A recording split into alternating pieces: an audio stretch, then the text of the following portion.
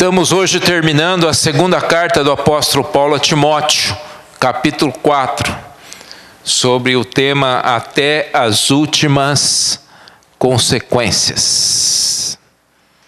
Nós sabemos que o apóstolo Paulo, no início da sua vida, ele foi um ferrenho perseguidor da igreja, uma pessoa enfurecida, sangue nos olhos, faca nos dentes.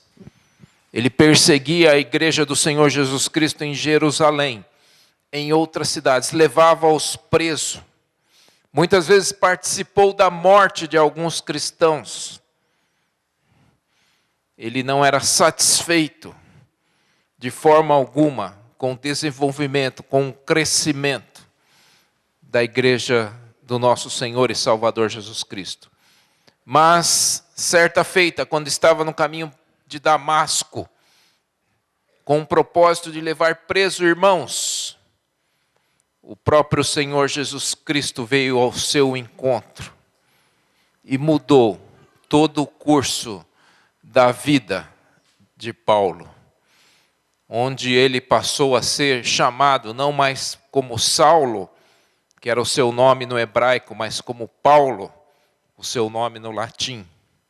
Mas Paulo, que era uma pessoa preparada, ele foi educado aos pés de Gamaliel, o principal mestre de Israel. Ele era cidadão romano de nascimento. Ele tinha essa vantagem. Era uma pessoa culta. Falava várias línguas, falava o hebraico, falava o aramaico, falava o grego e provavelmente o latim.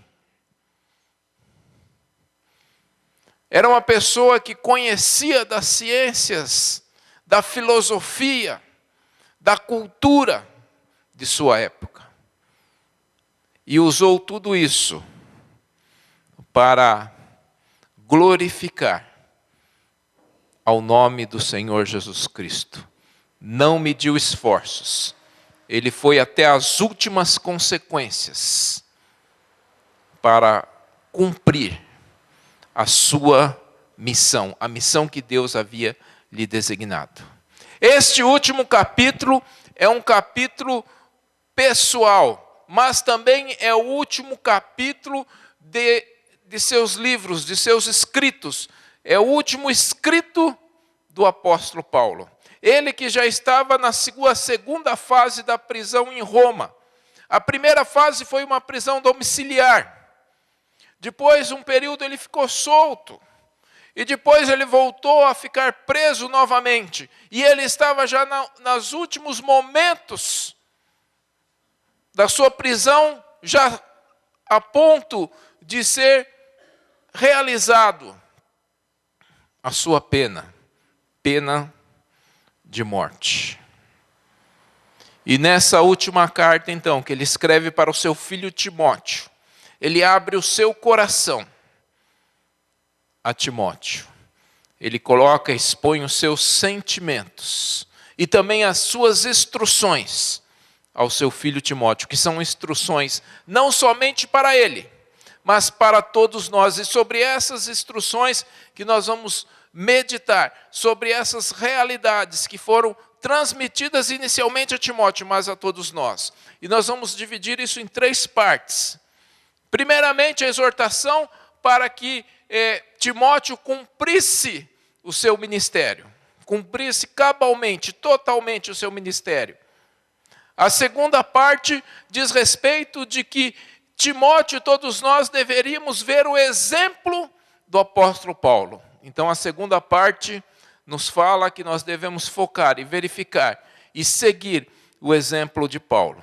E a terceira parte, onde ele coloca sobre o abandono, onde ele diz que todos podem nos abandonar, mas não Deus. Então nós temos um Deus que nunca nos abandona. Sobre essas 3 partes, esses 3 temas, estaremos meditando no 4º capítulo de 2 Timóteo, mas para que nós possamos pensar, verificar e aprender, eu convido os irmãos que abram as suas Bíblias em 2 Timóteo, capítulo 4.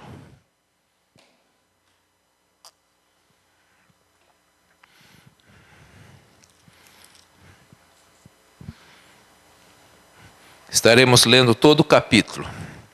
Diz assim: diante de Deus e de Cristo Jesus, que há de julgar vivos e mortos, pela sua manifestação e pelo seu reino, peço a você com insistência que pregue a palavra. Insista, quer seja oportuno, quer não. Corrija, repreenda, exorte com toda paciência e doutrina, pois virá o tempo em que não suportarão a sã doutrina. Pelo contrário, se rodearão de mestres, segundo as suas próprias cobiças, como que sentindo coceira nos ouvidos. Eles se recusarão a dar ouvidos à verdade, entregando-se a fábulas. Mas você, seja sóbrio em todas as coisas, suporte as aflições, faça o trabalho de um evangelista, cumpra plenamente o seu ministério. Quanto a mim, já estou sendo oferecido por libação, e o tempo da minha partida chegou. Combati o bom combate, completei a carreira, guardei a fé. Desde agora me está aguardada a coroa da justiça, que o Senhor reto juiz me dará naquele dia, e não somente a mim, mas também a todos os que amam a sua vinda. Versículo 9, empenhe-se por vir até aqui o mais depressa possível, porque Demas, tendo amado o presente século, me abandonou e se foi para Tessalônica. Crescente foi para a Galácia, Tito foi para a Dalmácia, somente Lucas está comigo. Encontre Marcos e trago-o junto com você, pois me é útil para o ministério. Quanto a Tíquico, mandei-o para Éfeso. Quando você vier, traga a capa que deixei em Troade, na casa de Carpo. Traga também os livros, especialmente os pergaminhos. Alexandre, o ferreiro, me causou muitos males. O Senhor dará a retribuição de acordo com o que ele fez. Tome cuidado com ele também, você, porque resistiu fortemente às nossas palavras. Na minha primeira defesa, ninguém foi a meu favor, todos me abandonaram. Que isto não lhe seja posto na conta. Mas o Senhor esteve ao meu lado e me revestiu de forças, para que através de mim a pregação fosse plenamente cumprida, e todos os gentios a ouvissem, e fui libertado da boca do leão. O Senhor me livrará também de toda obra maligna, e me levará salvo para o seu reino celestial. A ele glória para todo sempre. Amém. Dê saudações a Prisca e a Áquila, e a casa de Onesíforo. Erasto ficou em Corinto. Quanto a Trófimo, deixei doente em Mileto. Faça o possível para vir antes do inverno. Eubulo manda saudações. O mesmo fazem Prudente, Lino, Cláudia e todos os irmãos. O Senhor esteja com seu espírito. A graça esteja com você. Amém. Vamos orar. Obrigado, Senhor, pela tua palavra. Rogamos que teu Santo Espírito nos dê o entendimento, a compreensão. Ó Senhor, que teu Santo Espírito faça-nos ver o que é necessário, Pai. Instrua-nos, Pai. Ministre as nossas vidas. Que toda a mente e coração se volte a Ti, nós rogamos. Nós pedimos em nome de Cristo Jesus. Amém, Senhor. Exemplos e atitudes. Primeira coisa, cumpra a missão. Cumpra a missão. O primeiro apelo desse 4º capítulo a Timóteo é que ele cumprisse a missão, para que ele fizesse o que ele deveria fazer conforme os dons que ele recebeu. O texto diz assim: diante de Deus de Cristo Jesus, que há de julgar vivos e mortos, pela sua manifestação e pelo seu reino, peço a você com insistência que pregue a palavra, insista, quer seja oportuno, quer não, corrija, repreenda, exorte com toda paciência e doutrina. Ele deveria cumprir a sua missão, deveria fazer isso com dedicação, deveria fazer isso com insistência. No entanto, não é porque ele estava anunciando, proclamando, ensinando a verdade, é que as pessoas deveriam engolir goela abaixo aquilo. Jesus nunca fez isso. Jesus era a própria encarnação da verdade. Eu sou o caminho, a verdade e a vida. Jesus era a verdade, e não por isso que ele impôs isso às pessoas, ele forçou isso às pessoas. Por isso que o apóstolo dá a instrução: você faça isso com dedicação, com insistência, mas com toda paciência e doutrina. Devemos sim fazer o trabalho pelo qual Deus designou para cada um de nós, com toda a dedicação, mas com toda a paciência. Porque muitas vezes nós não observamos os resultados, muitas vezes os resultados não são como nós gostaríamos, mas precisamos continuar com paciência, com insistência, fazendo o trabalho que Deus designou. Isso é muito comum, as pessoas começam a fazer alguns trabalhos, mas elas desanimam, porque elas não veem a resposta das outras pessoas, não veem que a resposta é satisfatória. Mas a exortação é para que a gente continue fazendo o trabalho, continue anunciando a verdade. Porque muitas vezes as pessoas, elas não gostam da verdade. É isso que o apóstolo começa a falar agora. A verdade não é algo muito agradável para muitas pessoas. Pois virá o tempo, diz o versículo 3, em que não suportarão a sã doutrina. Pelo contrário, se rodearão de mestre, segundo as suas próprias cobiças, como que sentindo coceira nos ouvidos.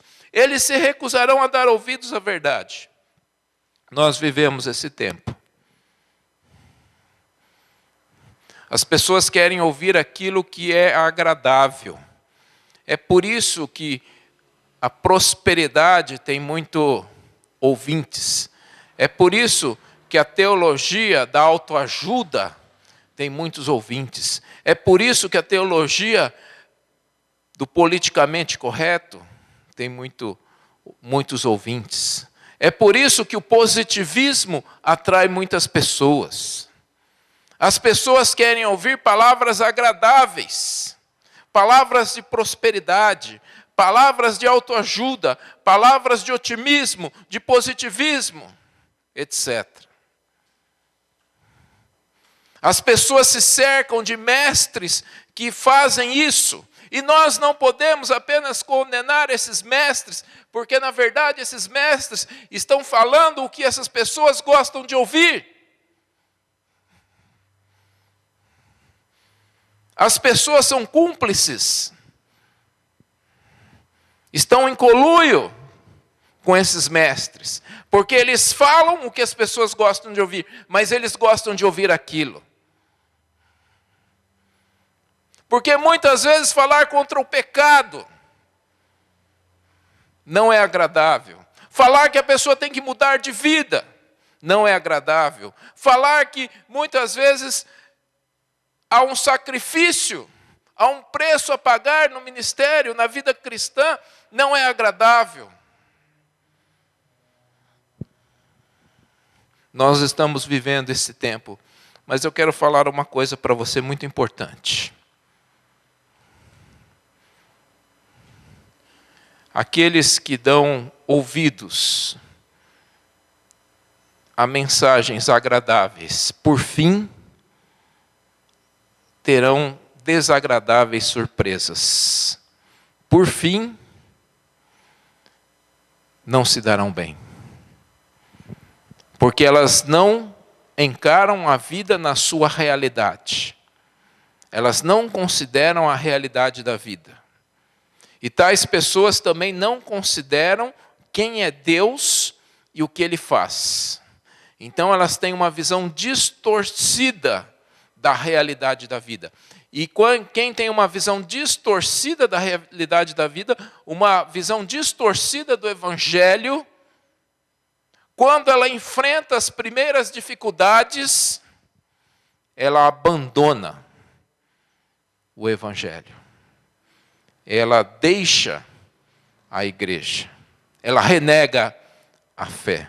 Então, aquilo que aparentemente é uma coisa agradável de se ouvir aos ouvidos, porque são coisas prósperas, são promessas fáceis, são autoajudas, são pensamentos positivos, são pensamentos de vitória.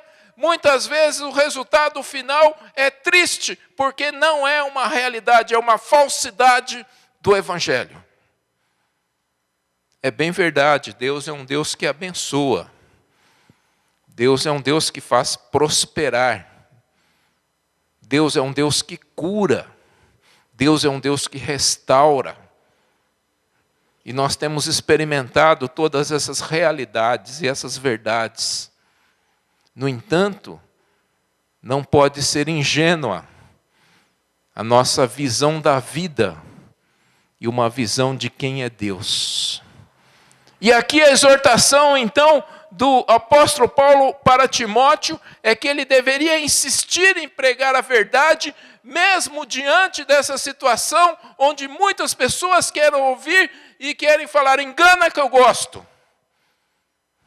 É mais ou menos assim, engana que eu gosto. Essa é a filosofia de muitas pessoas. Elas estão sendo enganadas, mas elas estão gostando disso. Elas têm parte nisso. Os mestres estão enganando, mas as pessoas estão gostando.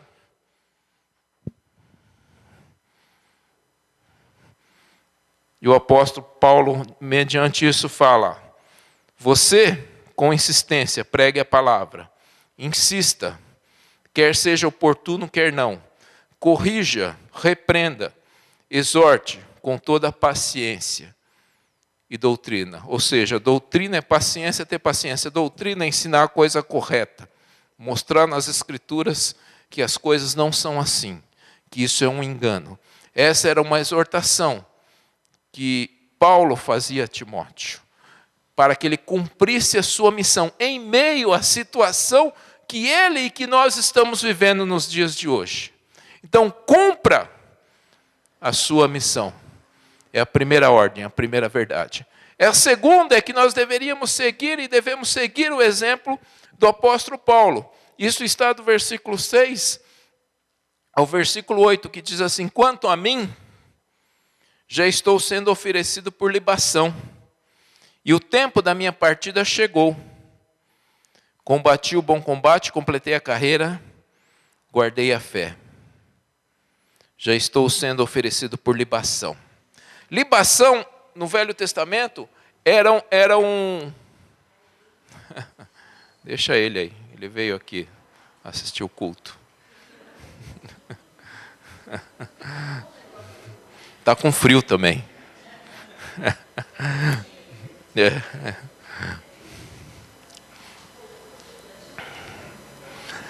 Então, libação era um sacrifício de líquidos. Então, libação era oferecido azeite, vinho, água. Esses eram os principais líquidos que eram oferecidos juntos com outros sacrifícios.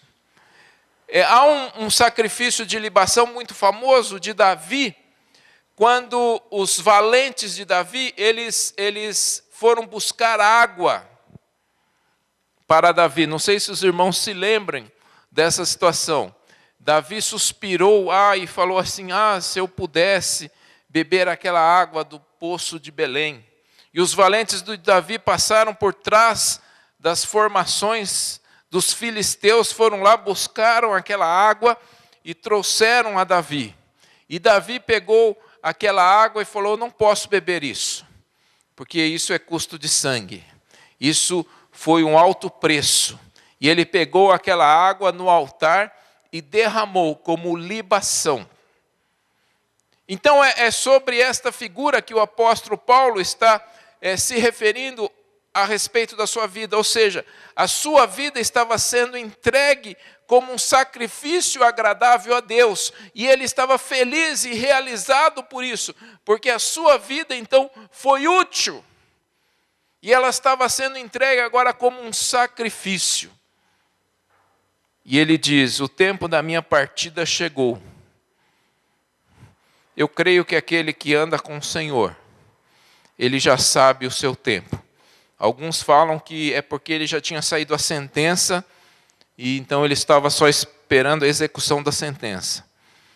Eu acredito que aqueles que andam com o Senhor, eles sabem quando o seu tempo é chegado. Eu não acredito que a questão aqui foi que ele já tinha conhecimento da sua sentença, mas que o Espírito Santo já havia lhe revelado que o seu tempo estava no fim. E ele fala: combati o bom combate, completei a carreira, guardei a fé. Queremos pensar então nesses três aspectos. O bom combate, combati. A corrida, terminei. A fé, guardei. Eu gosto dessa tradução mais literal. O bom combate, combati. Qual é esse combate que ele combateu? Contra quem que ele combateu? Na Bíblia nós vemos três aspectos da luta do cristão. O cristão ele luta contra o mundo, contra a carne e contra o diabo. São os três inimigos do cristão.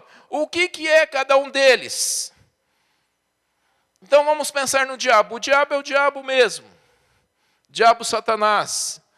Aquele que deixou a glória, foi lançado fora, porque se rebelou contra Deus e se opõe a tudo que se chama e tudo o que tem o nome de Deus.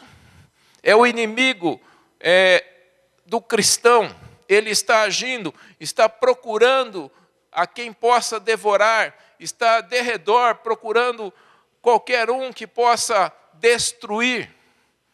Ele atua, então, muitas vezes, nesse sentido, e a sua atuação, muitas vezes, é sorrateiramente que acontece. Não é algo que ele se coloca e bate de frente, mas é sutilmente. Ele coloca situações em que o cristão vai entrando na conversa. Está muito frio, por que você vai para a igreja? Fica em casa. É tão bom. Então são coisas que vão sendo colocadas. Evidentemente que o mundo, a carne e o diabo muitas vezes estão entrelaçados. Muitas vezes eles se misturam como inimigos contra o cristão. Mas o diabo, Satanás, então, ele atua para tentar tirar a fé do cristão, para dissuadir o cristão de seguir a Cristo Jesus.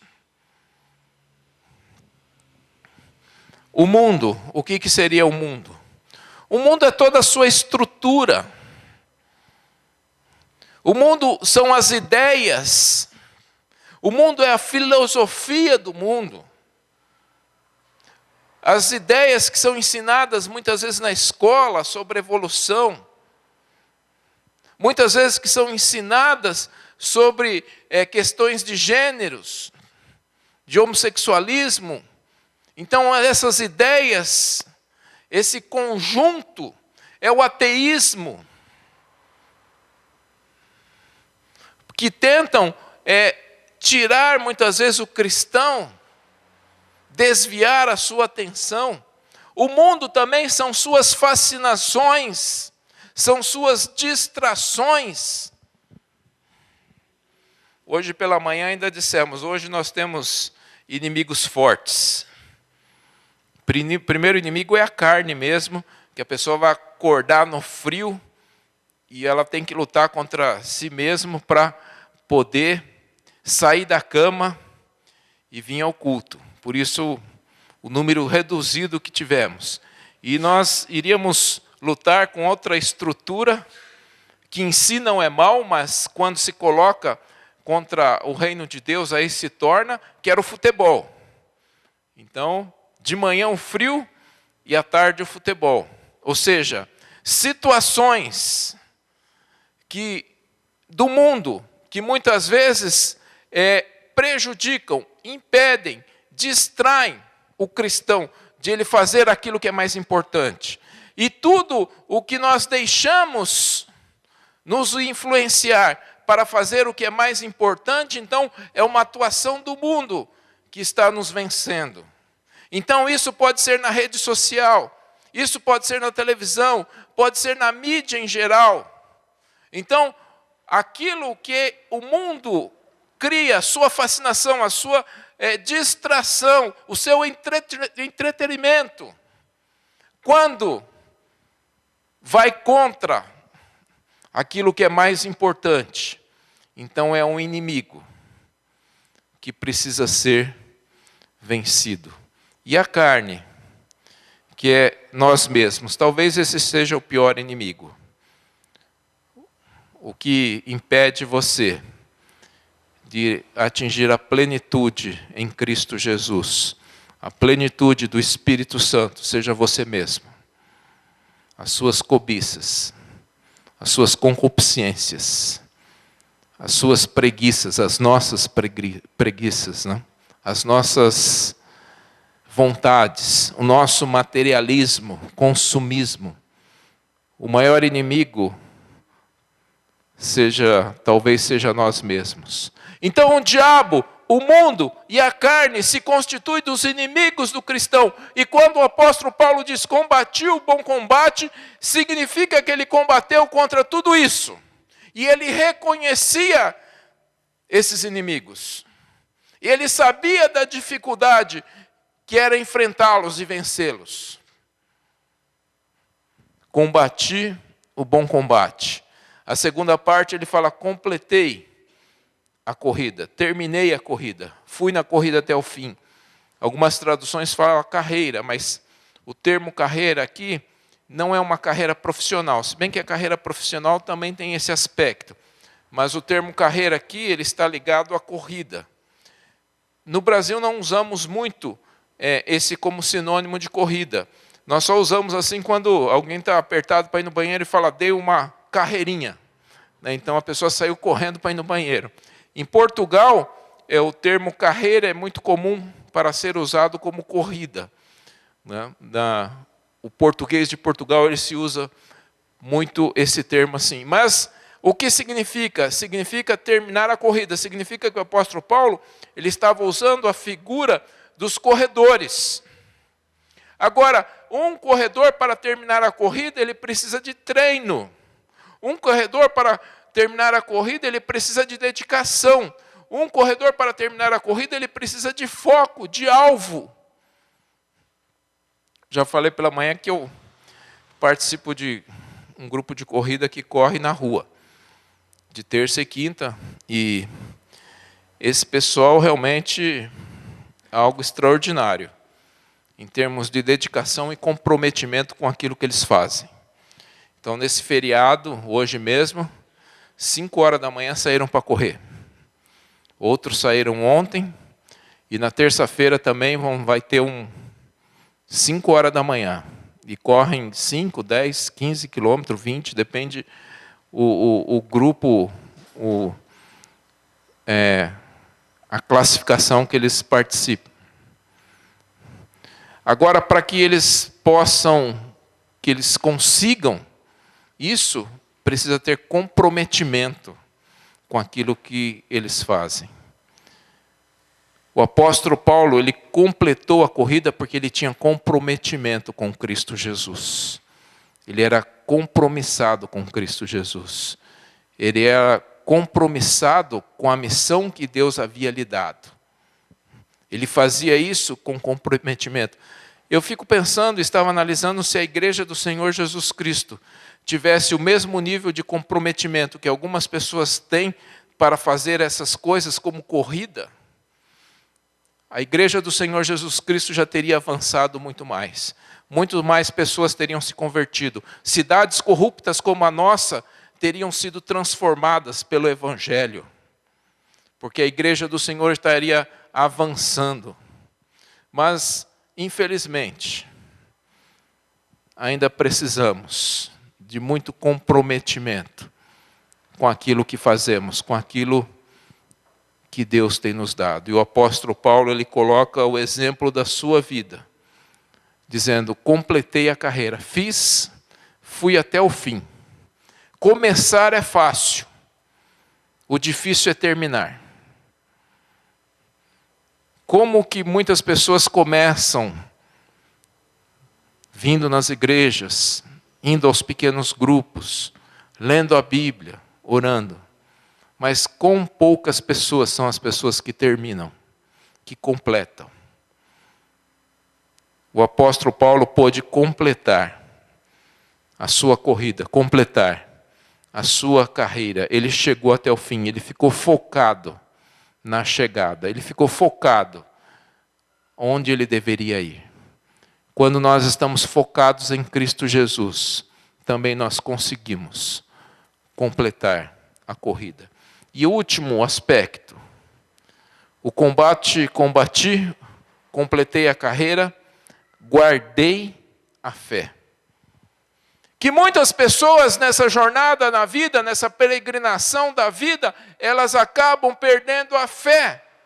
Porque muitas vezes iludidas por visões distorcidas do Evangelho, distorcidas por aquilo que nós já falamos, das diversas doutrinas e teologias equivocadas, mediante as situações da vida, elas naufragam na fé, abandonam a fé.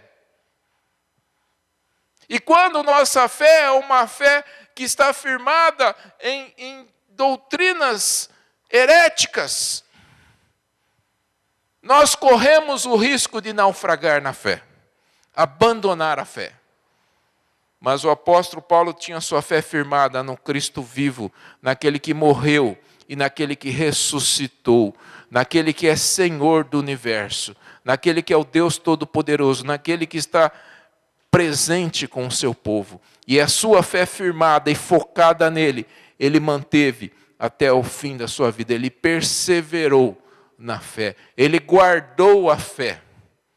E nós também podemos guardar a fé, desde que a nossa fé seja uma fé firmada na pessoa certa, num Deus que é todo-poderoso, e não firmada em conceitos vazios e errôneos. O apóstolo Paulo então pôde dizer: o bom combate combati, completei a carreira e guardei a fé. E ele diz mais: desde agora me está guardado a coroa da justiça, que o Senhor, reto juiz, me dará naquele dia, e não somente a mim, mas também a todos os que amam a sua vinda. Então ele estava aguardando a coroa da justiça, não a da justiça dele, mas da justiça do Senhor. A justiça do Senhor que foi concretizada, realizada em Cristo Jesus. Então ele estava aguardando essa coroa, qual ele iria receber naquele dia, no dia do encontro com o Senhor Jesus Cristo, no dia que nós, crentes em Cristo Jesus, nos encontraremos com Ele, quer seja pela morte, quer seja pela volta do Senhor Jesus Cristo. Então esse dia é um dia de vitória, um dia que nós aguardamos com expectativa, onde estaremos nos encontrando e recebendo a coroa da vida.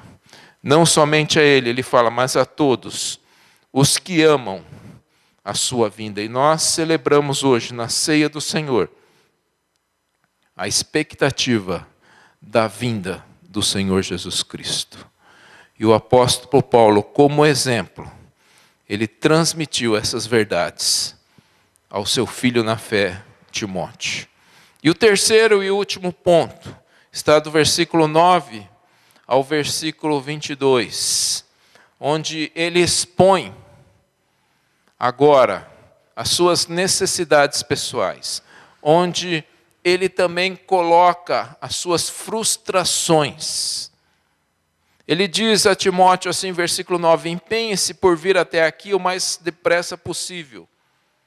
Aí ele fala, Demas, tendo amado o presente século, me abandonou.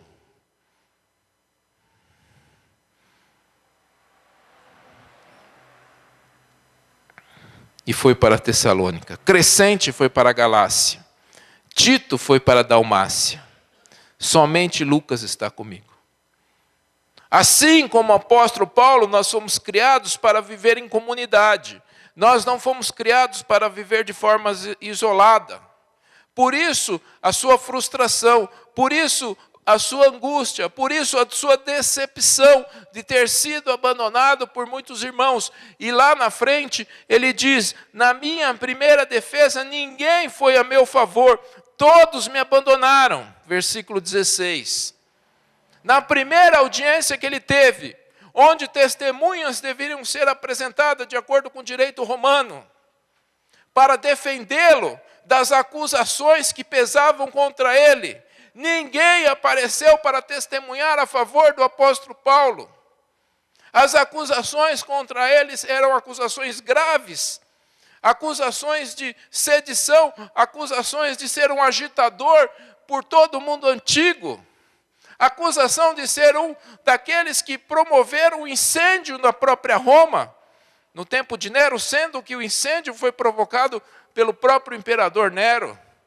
Mas eles atribuíram aos cristãos esse incêndio, e sendo Paulo um líder dentre deles, também estava sendo acusado por isso. Mas ninguém apareceu para falar, não, Paulo não tem nada a ver com isso. Paulo não colocou fogo em lugar nenhum. Paulo não está agitando nada. Ninguém testemunhou a favor do apóstolo. E aqui ele, como ser humano, manifesta então os seus sentimentos, a sua decepção daqueles que o abandonaram. E nós já estudamos aqui em 2 Timóteo também a deslealdade dos irmãos. E isso foi, evidentemente, o maior sofrimento do apóstolo.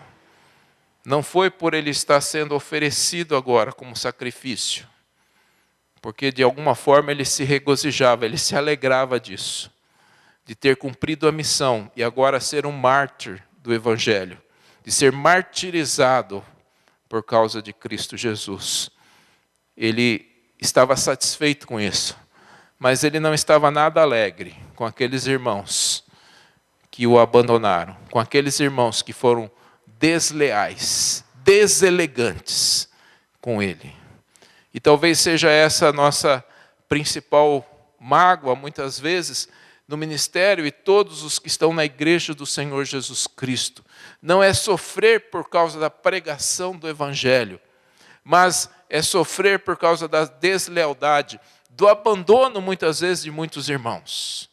E o apóstolo Paulo, já no final da sua carta, como já o fez anteriormente, nós já meditamos sobre isso, desde o primeiro capítulo, ele mostra essa sua decepção com algumas pessoas.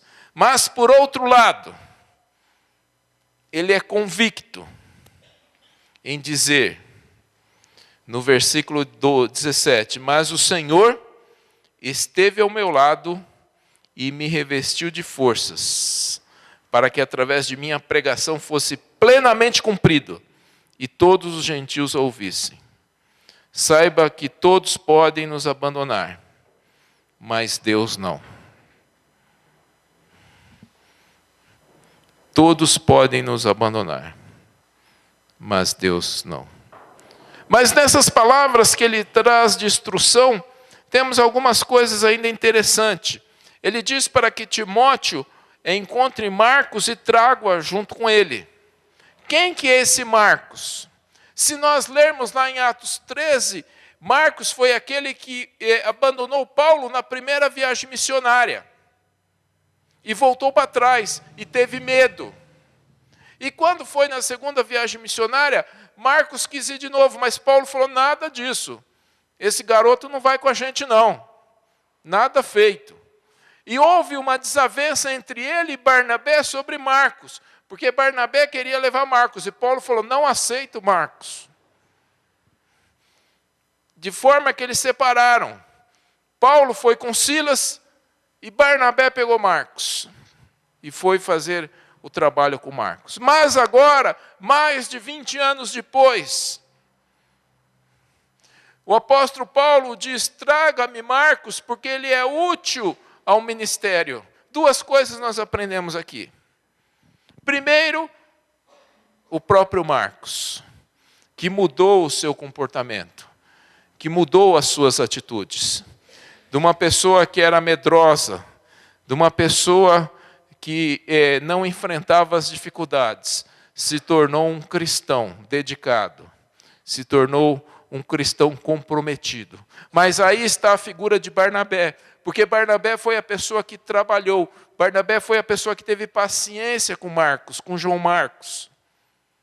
Barnabé foi aquele que discipulou João Marcos. A figura de Barnabé é uma figura muito importante para a vida de Marcos. Outro aspecto. O primeiro aspecto é a mudança de Marcos. Outro aspecto é a aceitação e a valorização do apóstolo. Então ele não reteve mágoa. Ele não falou, não, esse cara não presta, não quero nunca mais ver ele. Ele aceitou de volta Marcos. Não somente isso, mas ele diz, ele me é muito útil ao ministério. Ele reconheceu o valor de Marcos. Uma pessoa que ele havia colocado de lado, que ele havia falado, esse não serve. Agora ele está recebendo de volta, está valorizando Marcos. Isso é uma lição para nós. Nós precisamos dar novas chances às pessoas na nossa vida, no nosso relacionamento. Não podemos simplesmente cortar essas pessoas e falar nunca mais. Novas oportunidades. Muitas vezes essas pessoas precisam ter na nossa vida. E foi isso que aconteceu com Marcos.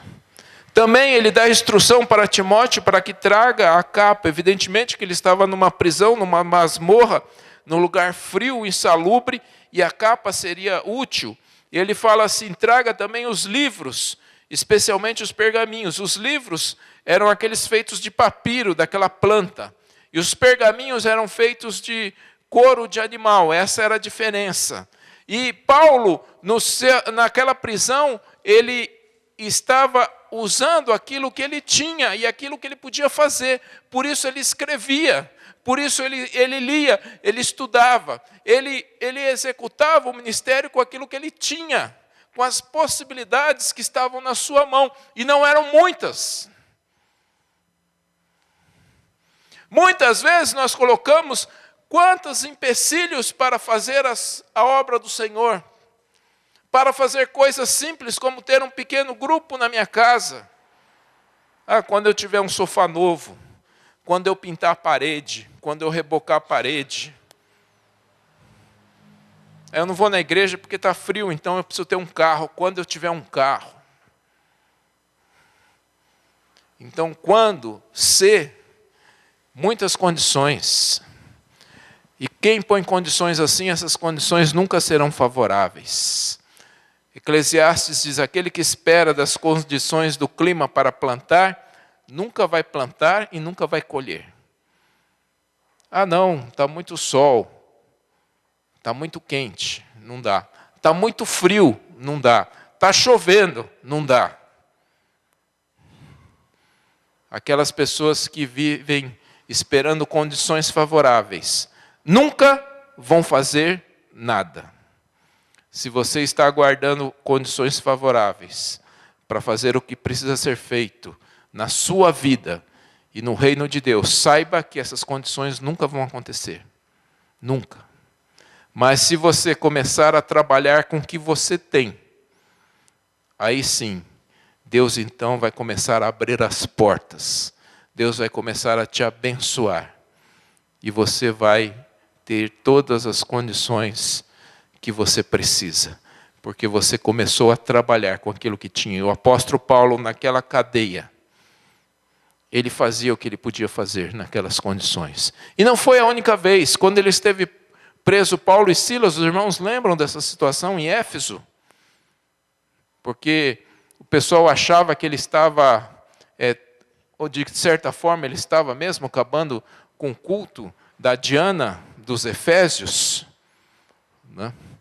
E colocaram ele na prisão, e depois de terem batido nele, dado vários açoites, e depois dele estar numa situação deplorável, ele estava naquela cadeia, e diz o texto que meia-noite ele estava cantando louvores ao Senhor, realizando um culto num lugar tão difícil, com os pés amarrados ao tronco, e com o que ele tinha, ele estava louvando e bendizendo ao Senhor.